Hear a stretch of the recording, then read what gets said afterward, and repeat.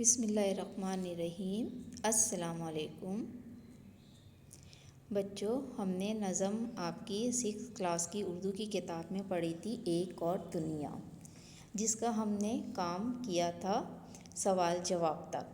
اب ہم آتے ہیں اس کے اگلے کام کی طرف، جو کہ بند کی تشریح کی صورت میں ہے۔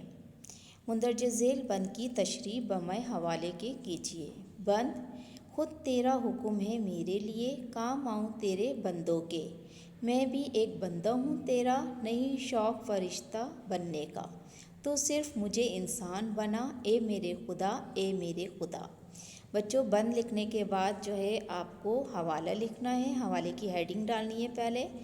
مندرجہ ذیل مندرجہ بالا بند اردو کی کتاب سے لیا گیا ہے۔ اس نظم کے شاعر قتیل شفاعی ہے۔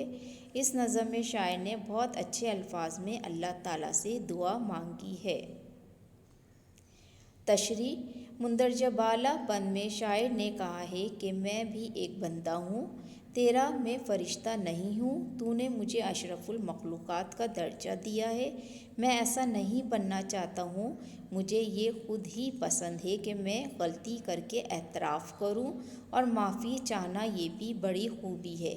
میں ہمیشہ تیرے بندوں کے کام آؤں، اور تیرے نزدیک وہی بندہ افضل ہے جو تیرے بندوں کے کام آئے، کیونکہ اللہ تعالیٰ نے حقوق العباد پر بہت زور دیا ہے۔ بند نمبر 2: اپنے ہی لیے جیے میں جیا تو کیا، اپنے ہی گریباں سی لیا تو کیا۔ میں جاگتے میں کیوں سویا رہوں، اوروں کا مجھے غمخوار بنا، اے میرے خدا، اے میرے خدا۔ بچوں، حوالہ تو آپ ایک دفعہ ہی لکھیں گے، اور پھر اس کے بند نمبر 2 کی آپ کو تشریح لکھنی ہے۔ مندرجہ بالا بند میں شاعر فرما رہے ہیں کہ صرف اپنی بھلائی چاہنا اور اپنے لیے کام کرنا تو کوئی بڑی بات نہیں ہے۔ خوبی تو یہ ہے کہ آپ دوسروں کی بھلائی سوچیں اور ان کے کام آئیں۔ صرف اپنی ذات تک محدود نہ رہے، بلکہ دوسروں کے غم میں شریک ہو کر ان کے غم کو کم کرے۔ اپنے آس پاس نظر رکھے، کسی کو ہماری ضرورت تو نہیں ہے۔ بچوں، گھر کا کام دیکھ لیجئے۔ بند نمبر 1 اور 2 کی تشریح بمۂ حوالہ اپنی کاپی میں آپ کو تحریر کرنی ہے، اور یہ کام شروع کرنے سے پہلے آپ کو تاریخ لکھنی ہے جس دن آپ یہ کام کر رہے ہیں۔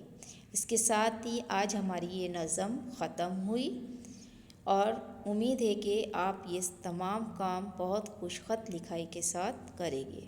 شکریہ۔